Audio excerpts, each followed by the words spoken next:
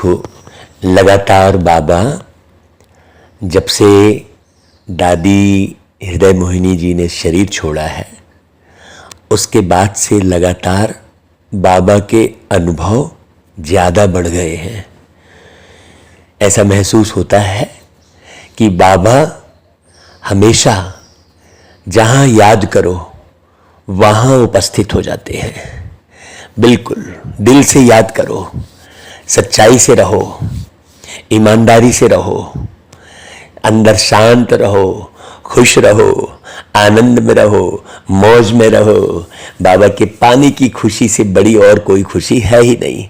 उसके बाद तो कोई खुशी रह नहीं जाती है कि हमें और कोई दूसरे रास्ते से खुशी प्राप्त करनी पड़े, किसी गीत से, किसी संगीत से, किसी के व्यवहार से हमें खुशी मिले।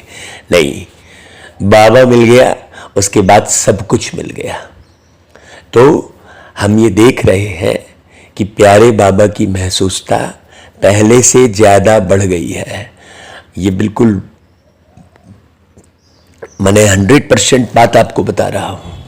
हाँ, क्योंकि हम देख रहे हैं कि सेवाएं भी बहुत बढ़ रही हैं बाबा।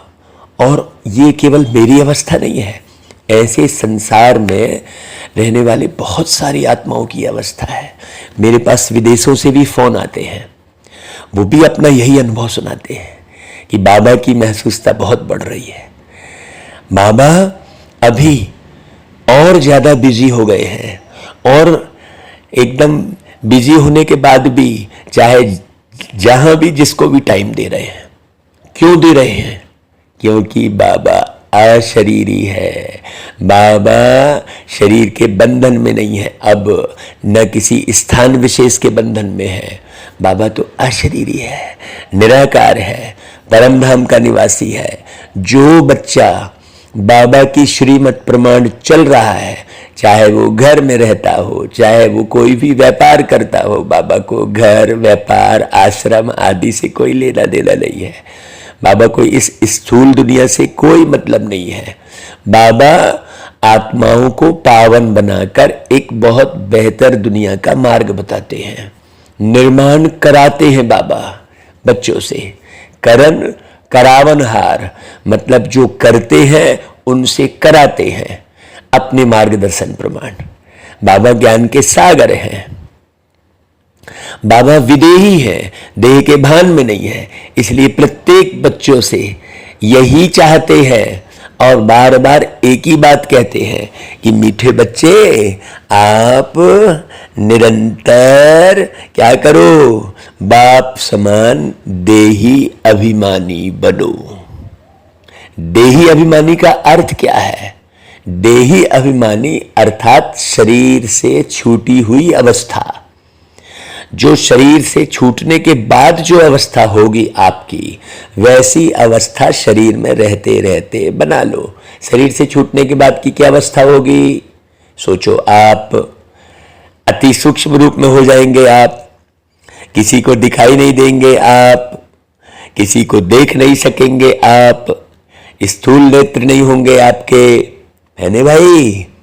यहां भी ऐसी ही अवस्था, किसी को दिखाई ना दे, माने दिखावा ना करें, कुछ भी शोबाजी ना करें, न किसी को देखें, मतलब किसी की ना तो कमी कमजोरी देखे, ना गुण अवगुण देखे, अपने अंदर निहारते रहें। ये देही अभिमानी अवस्था, अपने गुणों में स्थित रहे। जो बाबा ने प्रारंभिक पाठ पढ़ाया, पहला पाठ सो अंतिम पाठ कहा बाबा ने, आत्मा का जो ज्ञान दिया बाबा ने, तो बाप की यही चाहना है कि बच्चे मेरे समान बन, मेरे साथ घर में चले। हाँ, परम धाम जाए। पहले तो परम धाम जाएंगे, फिर तो सतयुग में आएंगे। भाई तुम बच्चे किस बात का वंडर देखते, बाप की शुक्रिया गाते हो? तुम वंडर देखते बाबा कैसे अपनी फर्ज अदाई निभा रहे हैं। अपने बच्चों को राजयोग सिखलाए लायक बना रहे हैं। तुम बच्चे अंदर ही अंदर ऐसे मीठे बाबा का शुक्रिया गाते हो। बाबा कहते हैं यह शुक्रिया शब्द भी भक्ति मार्ग का है भाई, इसमें शुक्रिया की बात ही नहीं है। मैं बाप हूं, तुम बच्चे हो, है ना भाई। काहे का शुक्रिया? बाप अपनी फर्ज अदाई निभा रहे हैं, बाप है, बच्चों को पाल रहे हैं, अब उसमें बाप का क्या शुक्रिया। और बच्चे जो तैयार हो रहे हैं, ना तो बच्चों का कोई शुक्रिया, बच्चों का तो अधिकार होता है, इसमें शुक्रिया की भी क्या बात है भाई। ड्रामानुसार बाप को वर्षा देना ही है, सिस्टम बिल्कुल सेट है भाई। जिसका साथी है भगवान, उसको क्या रोकेगा आंधी और तूफान। ओम शांति। भाई देखो, यह गीत किनके लिए है? बच्चों के लिए, क्योंकि बच्चों के साथी बाप होते हैं ना। भगवान हमारे परम पिता हैं, ये तो भक्ति मार्ग में भी बोलते हैं, परम पिता परमात्मा। लेकिन वो परमात्मा साकार में कैसे आकर पढ़ाते हैं, पिता बनकर, शिक्षक बनकर, ये किसी को भी मालूम नहीं है। तो जिनका साथी सर्वशक्तिमान परमपिता परमात्मा है, उनको माया की आंधी व तूफान क्या कर सकता है? वह आंधी नहीं, माया के तूफान आत्मा की ज्योति को बुझा देते हैं। माया के तूफान का मतलब देह का भान। ऊपर बाबा ने बोला ना, विदेही अवस्था, आत्माभिमानी अवस्था बनाओ, है देह का भान। देह का भान आने से ज्ञान दैहिक रूप का हो जाता है, ओरिजिनल अपने आत्मिक रूप का ज्ञान नहीं रह जाता। तो अब जगाने वाले साथी मिले हैं, कौन? प्यारे बाबा। तो माया क्या कर सकती है? सोचो, कौन मिले? प्यारे बाबा, विदेही बाबा। तो जब हम बाबा को याद करते हैं तो स्वतः ही आत्माभिमानी स्थिति हो जाती है, क्योंकि बाबा विदेही है। दुनिया में भगवान को जो है शरीर रूप में याद करते हैं, और बाबा ने कहा बच्चे मैं तो शरीर लेता ही नहीं हूं भाई, मेरा कोई अपना शरीर है ही नहीं, मैं तो पराये शरीर में प्रवेश करता हूं, तो मैं तो अशरीरी हूं, है कि नहीं भाई। तो भाई माया क्या करेगी? जगाने वाले साथी मिल गए तो अब नाम ही रखा जाता है महावीर। माया रावण पर विजय पाने वाले महावीर, मतलब माया रावण पर जीत हासिल करने वाले। कैसे विजय पानी है? सो तो बच्चे सामने बैठे हैं, बाप दादा बैठे हैं, दादे और बाप को पिता और पितामह कहते हैं, तो हो गए बाप दादा। अब उन्होंने भीष्म पितामह कह दिया है ना भाई। सोचने की बात है। बच्चे जानते हैं कि रूहानी बाप हमारे सामने बैठे हैं। रूहानी बाप किनसे बातें कर रहे हैं भाई? किनसे बातें कर रहे? रूहों से बातें कर रहे हैं। आत्मा ही आर्गन्स द्वारा सुनती है, बोलती है। तुम बच्चों को देह अभिमानी होने की आदत पड़ गई है, बार बार आधा कल्प देह अभिमान में रहते हो ना, इसलिए एक शरीर छोड़ दूसरा शरीर लिया, शरीर पर नाम पड़ता है। कोई कहेगा मैं परमानंद हूं, है कोई का नाम क्या, कोई का नाम क्या। बाबा कहते हैं मैं तो सदैव देही अभिमानी हूं, मुझे कभी देह नहीं मिलती तो मुझे कभी देह अभिमान हो ही नहीं सकता भाई। यह देह तो इस दादा की है, मैं तो सदैव देही अभिमानी हूं। और भाई जैसा मैं हूं वैसा तुम बच्चों को भी आप समान बनाना चाहता हूं, क्योंकि अब तुमको मेरे पास आना है, देह अभिमान छोड़ना है। टाइम लगता है थोड़ा, हाँ हड़बड़ी भी नहीं करते बाबा। देखो ऐसा नहीं है कि आप सुनो और बनो भाई, ऐसा नहीं कह रहे हैं बाबा, क्यों बाबा भी जान रहे हैं कई बार देह ली है, छोड़ी है ना भाई। हाँ बहुत समय से देह अभिमान में रहने का अभ्यास पड़ा हुआ है ना। अभी बाप कहते इस देह को भी छोड़ो। छोड़ो मतलब भूलो, मेरे समान बनो भाई। बाबा के समान तो अपन स्वरूप में है ही, अति सूक्ष्म रूप में, लेकिन बार बार भूल जाते हैं। बाबा कहते हैं मेरे समान बनो भाई। क्यों? क्योंकि तुमको मेरा गेस्ट बनना है। बताओ वाला क्या गजब की बात बोले, तुमको मेरा गेस्ट बनना है। घर बाबा का परम धाम है, वहां बाबा कहते बच्चे तुमको मेरे मेहमान बनना है, मेरे पास वापिस आना, इसलिए कहता हूं कि पहले अपने को आत्मा तो निश्चय करो। या मैं आत्माओं से ही बोलता हूं। अब शरीर का भान रहेगा तो दूसरे जन्म में भी शरीर का ही भान रहेगा। कईयों को तो पिछले जन्म का याद रहता है, शरीर का इतना भान रहता है कि पिछला शरीर ही नहीं भूले रहते हैं। तो बस उनको बड़ा माने फिर दुनिया वालों को अचंभा होता है, उसमें अचंभे की बात ही नहीं है। दूसरे जन्म में भी पुराने जन्म का शरीर नहीं भूला है, वो जीवन को नहीं भूला है, अचंभे की तो कोई बात ही नहीं है। इसलिए कहता हूं कि भाई अपने को आत्मा निश्चय करो। तुम बाप को याद करो तो वह दृष्टि खत्म हो जाए। मेहनत है इसमें।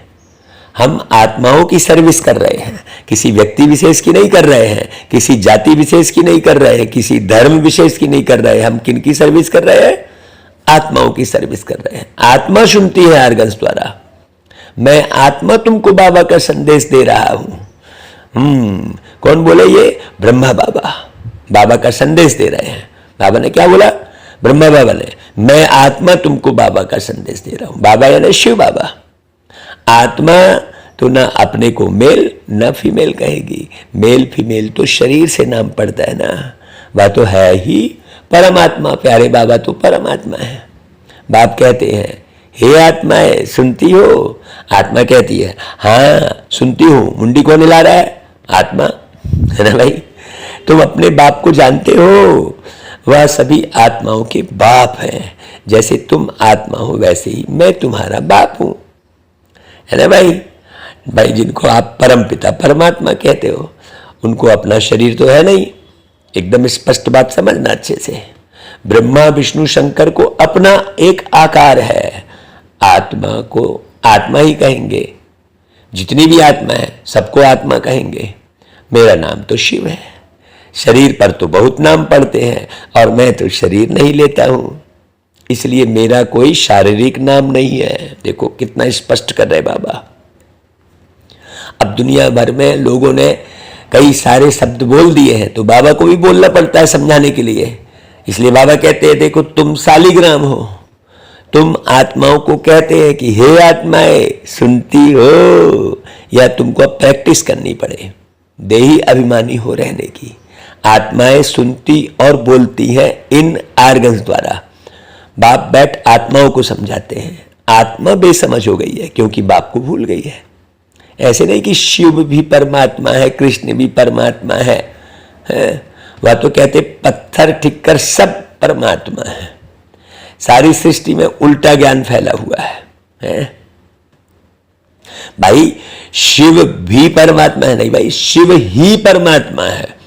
नहीं दुनिया में बोलेंगे ना शिव भी परमात्मा है, कृष्ण भी परमात्मा है, जबकि क्या बोलना चाहिए? शिव ही परमात्मा है। हाँ, बहुत तो समझते भी हैं हम भगवान बाप के बच्चे हैं, लेकिन मेजॉरिटी सर्वव्यापी कहने वाले निकलेंगे। इस डूबन से सबको निकालना है, तब तो बाबा से बुद्धि लगे। अब सर्वव्यापी कह दिए तो कहां से बुद्धि लगेगी? सारी दुनिया है एक तरफ और बाप है दूसरी तरफ। हाँ, बाप की महिमा गाई हुई है। अहो प्रभु तेरी लीला, अहो मेरी मत, जिससे गति अथवा सदगति मिलती है ना भाई। सदगति दाता तो एक ही है ना। मनुष्य गति सदगति के लिए कितना माथा मारते हैं। तो बाबा एक ही सदगुरु हैं जो मुक्ति जीवन मुक्ति दोनों ही देते हैं। बाप कहते हैं इन साधु संत आदि सबकी सदगति करने के लिए मुझे आना पड़ता है। सबकी सदगति करने वाला मैं एक ही हूं। आत्माओं से बात करता हूं। बाबा कह रहे देखो मैं तुम्हारा बाप हूं, और कोई यह कह नहीं सके कि तुम सभी आत्माएं मेरी संतान हो। कोई बोलेगा क्या? वह तो कह देते हैं कि ईश्वर सर्वव्यापी है। तो फिर ऐसे कभी कह ना सके कि भाई तुम मेरी संतान हो। या तो खुद बाप कहते हैं कि मैं आया हूं भक्तों को भक्ति का फल देने। सबसे बड़े भक्त कौन थे भाई? हम ही लोग थे। भाई गायन भी है ना, भक्तों का रखवाला भगवान एक है। सभी भक्त हैं तो जरूर भगवान अलग चीज है ना भाई। भगत ही यदि भगवान हो, सब भगवान, सब में भगवान, अगर भगत ही अगर भगवान हो तो फिर उन्हें भगवान को याद करने की दरकार ही नहीं है। अपनी अपनी भाषा में परमात्मा को कोई क्या कहते, कोई क्या, लेकिन यथार्थ नाम तो है ही शिव।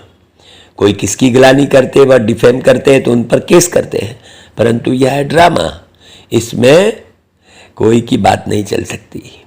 बाप जानते हैं कि तुम दुखी हुए हो, फिर भी यह होगा। गीता शास्त्र आदि फिर भी वही निकलेंगे, परंतु सिर्फ गीता आदि पढ़ने से तो कोई समझ न सके ना। यहां तो समर्थ चाहिए। शास्त्र सुनाने वाले किसके लिए कहे कि मेरे साथ योग लगाने से हे बच्चे तुम्हारे विकर्म विनाश हो जाएंगे, ऐसा कोई कहेगा क्या? यह तो कह ना सके, वे तो सिर्फ गीता पुस्तक पढ़कर सुनाते हैं बस। अभी तुम अनुभवी हो, जानते हो कि हम 84 के चक्र में कैसे आते हैं। ड्रामा में हर एक बात अपने समय पर होती है। यह बाप बच्चों से, आत्माओं से बात करते हैं कि तुम भी ऐसे सीखो कि हम आत्मा से बात करते हैं, है ना। हम आत्मा इस मुख से बोलती है, तुम आत्मा इन कानों से सुनती है। ऐसा हमेशा समझना चाहिए। हमेशा क्या समझना चाहिए? मैं बाप का पैगाम देता हूं, मैं तो आत्मा हूं। यह समझाना कितना सहज है। तुम आत्मा एक शरीर छोड़ दूसरा लेती है। आत्मा ने 84 जन्म पूरे किए ना भाई। अब बाप कहते हैं अगर परमात्मा सर्वव्यापी होते तो जीव परमात्मा कहो ना। जीव आत्मा क्यों कहते हो? देखो एकदम स्पष्ट बात कहते हैं ना, जीव आत्मा। तो यह आत्मा से बात करते हैं। मेरे भाई, आत्माएं समझती हो कि मैं बाप का संदेश सुनाता हूं 5000 वर्ष पहले वाला, ऐसे कहो लोगों से। बाबा कहता है, बाप कहते हैं मुझे याद करो, यह दुख धाम है, सतयुग है सुखधाम। हे आत्माएं, तुम सुखधाम में थी ना, तुमने 84 का चक्र लगाया है। सतो प्रधान से सतो रजो तमो में जरूर आना है भाई। भाई कोई भी चीज तैयार होती है, बच्चा जन्म लेता है तो पूरे समय बच्चा ही थोड़ी रहता है वो, है ना भाई। शरीर भी बूढ़ा होता है और उसके भी स्वभाव संस्कार में परिवर्तन आता रहता है। तो सतो रजो तमो में तो आना है। अब फिर चलो वापिस श्री कृष्णपुरी में। चलकर क्या बनना चाहते हो भाई? महाराजा महारानी बनेंगे व दास दासी। ऐसे आत्माओं से बात करनी चाहिए। हाँ, उमंग होना चाहिए। ऐसा नहीं कि मैं परमात्मा हूं। परमात्मा तो है ही ज्ञान के सागर, वह कभी अज्ञान के सागर बनते ही नहीं। ज्ञान और अज्ञान के सागर तो हम बनते हैं। हाँ, जब बाबा आते हैं तो हम भी ज्ञान के सागर बन जाते हैं बाबा से ज्ञान लेके, और फिर बाद में शरीर बदलते बदलते फिर अज्ञान के सागर बन जाते हैं। बाप से ज्ञान लेकर मास्टर सागर बनते हैं। वास्तव में सागर तो एक ही बाप है, बाकी सब नदियां हैं। फर्क है ना भाई। आत्मा को समझाया तब जाता है जबकि आत्मा बेसमझ है। स्वर्ग में थोड़े ही किसको समझाते हैं। यहां सब बेसमझ, पतित और दुखी हैं। गरीब लोग ही अज्ञान आराम से बैठ सुनेंगे। साहूकारों को तो अपना नशा रहता है। उन्होंने तो कोई बिरला निकलेगा। जनक राजा ने सब दे दिया ना, यहां सब जनक है। जीवन मुक्ति के लिए ज्ञान ले रहे हैं तो यह पक्का करना पड़े कि हम आत्मा हैं। बाबा, हम आपका कितना शुक्रिया माने। भाई ड्रामा अनुसार आपको वर्षा तो देना ही है, हमको आपका बच्चा बनना ही है, इसमें शुक्रिया क्या करें? बाबा कहता है हमको आपका वारिस तो बनना ही है, इसमें शुक्रिया की क्या बात है। बाप खुद आकर समझाए लायक बनाते हैं। भक्ति मार्ग में महिमा करते हैं तो शुक्रिया शब्द निकल पड़ता है। बाप को तो अपनी फर्ज अदाई करनी ही है भाई। आकर फिर से स्वर्ग में चलने का रास्ता बताते हैं। ड्रामानुसार बाबा को आकर राजयोग सिखलाना है, वर्षा देना है। फिर जो जितना पुरुषार्थ करेंगे उस अनुसार स्वर्ग में जाएंगे। भाई ऐसे भी नहीं कि बाबा भेज देंगे, ऑटोमेटिकली जितना पुरुषार्थ करेंगे उस अनुसार स्वर्ग में आ जाएंगे। बाकी इसमें शुक्रिया की तो कोई बात ही नहीं है। अब हम बंडर खाते हैं कि बाबा ने क्या खेल दिखाया है। आगे तो हम जानते नहीं थे, अब जाना है ना। क्या बाबा हम फिर से ज्ञान भूल जाएंगे? हाँ, बाबा कहते हैं हाँ बच्चे, हमारी और तुम्हारी बुद्धि से ज्ञान प्राय लोप हो जाएगा। फिर समय पर इमर्ज होगा। देखो कितना क्लियर कर रहे हैं बाबा। बाबा कह रहे हैं बाबा के पास भी ज्ञान रहता है, लेकिन परम धाम में जाके चुप बैठ जाते हैं। फिर इमर्ज होता है, फिर नीचे आते हैं। कितना सिस्टम सेट है, सोचो। जब ज्ञान देने का समय होगा तब बाबा आ जाते हैं निर्वाण धाम से। हाँ, बाबा कह रहे देखो अभी तो अब हम निर्वाण धाम चले जाएंगे भाई, फिर भक्ति मार्ग में मैं पार्ट बजाता हूँ। देखो इसलिए युगे युगे कहा। द्वापर युग में बाबा अशरीरी रूप में पार्ट बजाते हैं, जो बुलाया सो वहां पहुंच जाते हैं। है कि नहीं भाई? और फिर बाद में कलयुग के अंत में साकार में बिल्कुल प्रकट होते हैं कि एक ब्रह्मा के तन में प्रकट होते हैं। फिर ये देखो भाई, तुमको मैं जहां बुला रहे थे वहां आ रहा था, मैं यहां बैठा हूं अब, और तुमको अब ले चलने आया हूं, ऐसा कहते हैं ना बाबा। हाँ, है कि नहीं भाई? बाबा स्पष्ट कर रहे हैं। हाँ, आत्मा में ऑटोमेटिकली वह संस्कार आ जाते हैं। बाबा कहते हैं मैं कल्प के बाद भी इस ही शरीर में आऊंगा, यह बुद्धि में रहता है, परंतु फिर भी तुमको तो देही अभिमानी होकर रहना है ना भाई, क्योंकि देह का अभिमान बहुत बढ़ गया है। हाँ, नहीं तो फिर देह अभिमानी बन पड़ते हैं। मुख्य बात तो यह है, क्या देही अभिमानी बनकर बाप और वर्षे को याद करो। कल्प कल्प तुम वर्षा पाते हो, ये बात मत भूलो। पुरुषार्थ अनुसार ही वर्षा पाते हो। कितना सहज कर समझाते हैं भाई बाबा। बाकी इस मंजिल पर चलने में गुप्त मेहनत है, ये अंदर की मेहनत है। पुरुषार्थ अंदर का है, इसमें कोई शोबाजी नहीं है किसी भी किस्म की। अगर कोई शोबाजी कर रहा है तो वो भी पूरा देह अभिमान कहलाएगा। आत्मा पहले पहले आती है तो पुण्य आत्मा सतो प्रधान है, फिर उसको पाप आत्मा तमो प्रधान तो जरूर बनना है भाई, सीधी सी बात है। अब फिर तुमको तमो प्रधान से सतो प्रधान जरूर बनना है। बाप ने पैगाम दिया है कि मुझे याद करो। सारी रचना को बाप से वर्षा मिल रहा है। कितनी सरल मुरली है, सोचो कितनी सरल मुरली।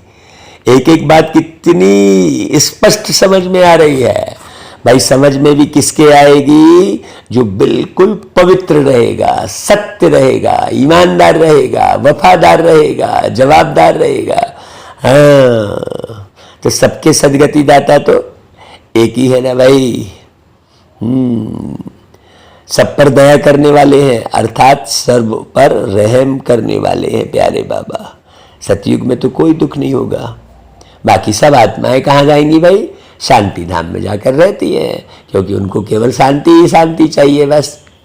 जिसको देखो वही बोलेगा हमको शांति चाहिए, तो भाई शांति तो शांति धाम में ही मिलेगी भाई। यहाँ तो जब तक शरीर है तब तक शांति हो ही नहीं सकती। तुम बच्चे जान गए हो कि अभी कयामत का समय हुआ है। दुख का हिसाब किताब चुकतू करना है किससे? योग बल से, प्रेम के बल से, हाँ, शांति के बल से, आनंद के बल से। सुख दो सबको। फिर ज्ञान और योग बल से हमको भविष्य सुख के लिए खाता भी जमा करना है भाई, चुकतू भी करना है और नया जमा भी करना है। जितना जमा करेंगे उतना सुख पाएंगे और दुख का खाता चुकतू होता जाएगा। अभी हम कल्प के संगम पर आकर दुख का चौपड़ा चुकतू करते हैं और दूसरी तरफ पर जमा भी करते हैं। तो जिसका जितना ज्यादा जमा होगा उसको सदा उतनी खुशी रहेगी।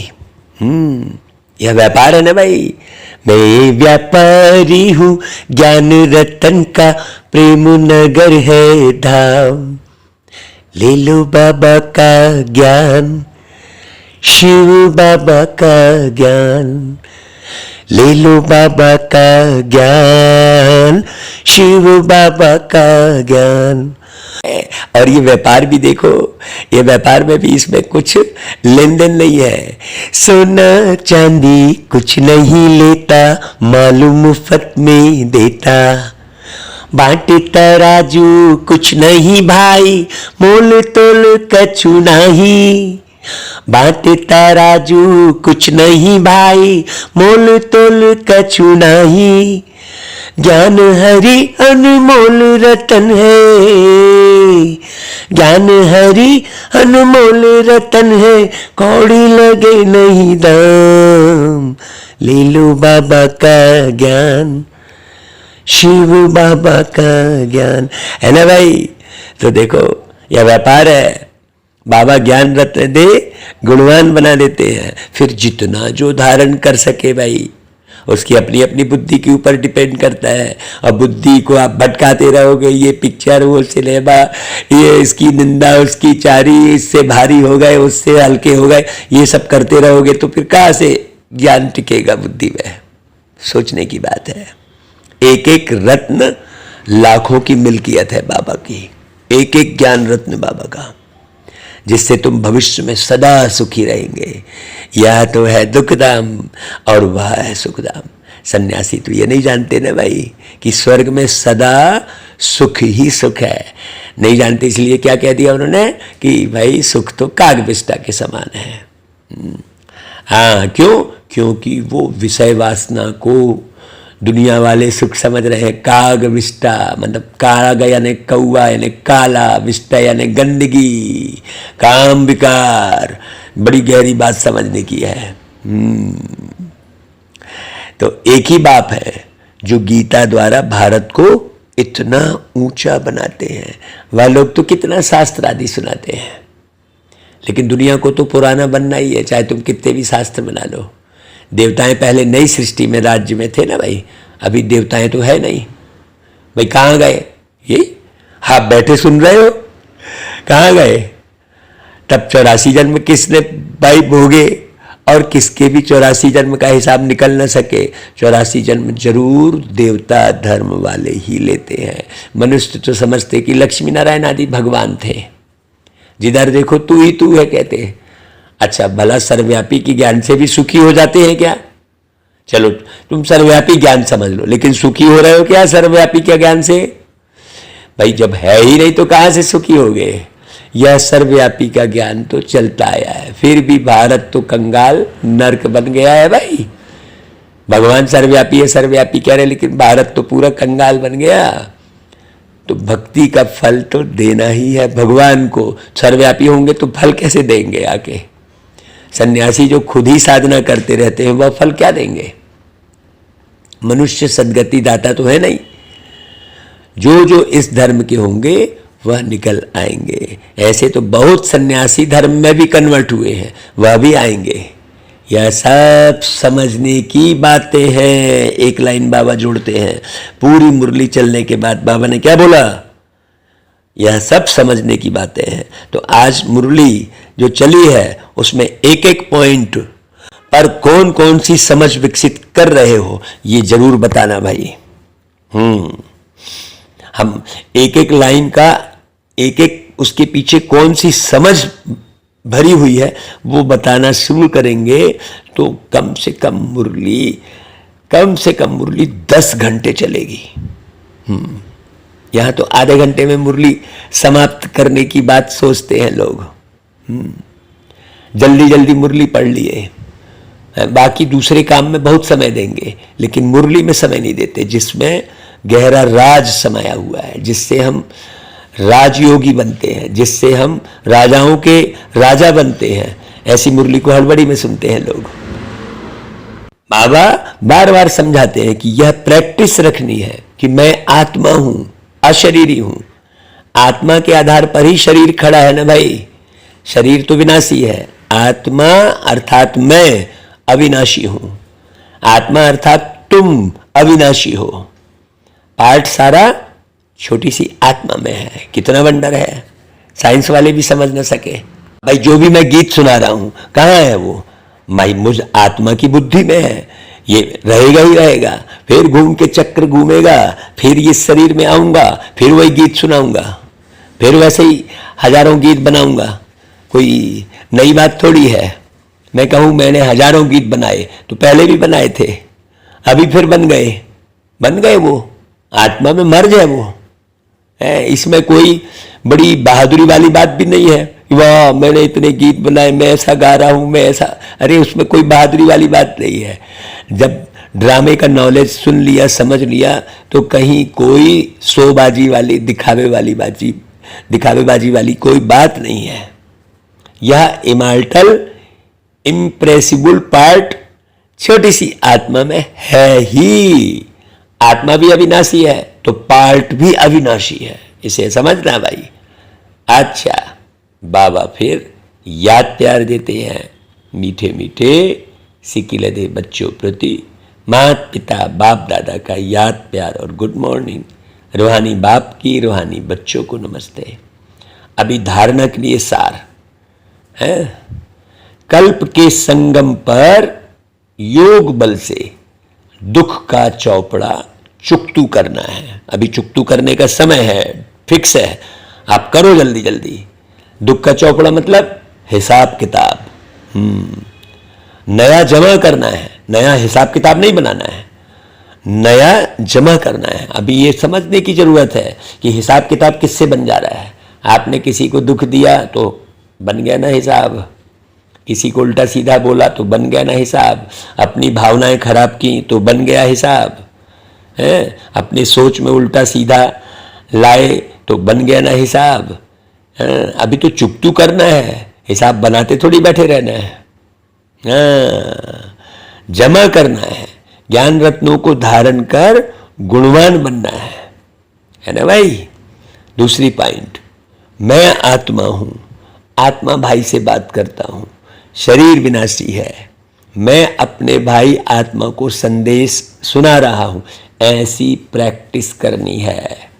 हाँ, नहीं तो फिर बस इधर उधर झरमुई में पड़ जाते हैं। अरे कोई क्या कर रहा है, कोई किधर भाग रहा है, इस तरह बुद्धि लगाने के बदले मैं क्या कर रहा हूं, मुझे क्या करना है, मैं बाबा के हिसाब से चल रहा हूं कि नहीं चल रहा हूं, ये अपना चिंतन करो, है ना भाई।